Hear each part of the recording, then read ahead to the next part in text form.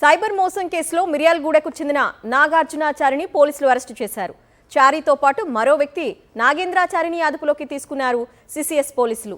ముంబై కేంద్రంగా సాగుతున్న సైబర్ నేరగాళ్లతో నాగార్జునాచారికి లింకులున్నట్లు గుర్తించారు. కొందరు బ్యాంక్ అకౌంట్ల నుంచి లక్షల్లో నగదు బదిలీ అయిన నేపథ్యంలో ఖాతాదారులను అదుపులోకి తీసుకొని విచారించగా నాగార్జునాచారి వ్యవహారం వెలుగులోకి వచ్చింది. అమాయకుల ఖాతాల ద్వారా నగదు బదిలీ చేయించి కమిషన్లు ఇస్తూ అందులో తాను వాటా తీసుకుంటున్నట్టు ఆరోపణలు వచ్చాయి.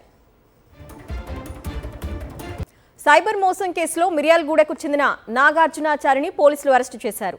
చారితో పాటు మరో వ్యక్తి నాగేంద్రాచారిని అదుపులోకి తీసుకున్నారు సిసిఎస్ పోలీసులు. ముంబై కేంద్రంగా సాగుతున్న సైబర్ నేరగాళ్లతో నాగార్జునాచారికి లింకులున్నట్లు గుర్తించారు. కొందరు బ్యాంక్ అకౌంట్ల నుంచి లక్షల్లో నగదు బదిలీ అయిన నేపథ్యంలో ఖాతాదారులను అదుపులోకి తీసుకొని విచారించగా నాగార్జునాచారి వ్యవహారం వెలుగులోకి వచ్చింది. అమాయకుల ఖాతాల ద్వారా నగదు బదిలీ చేయించి కమిషన్లు ఇస్తూ అందులో తాను వాటా తీసుకుంటున్నట్టు ఆరోపణలు వచ్చాయి.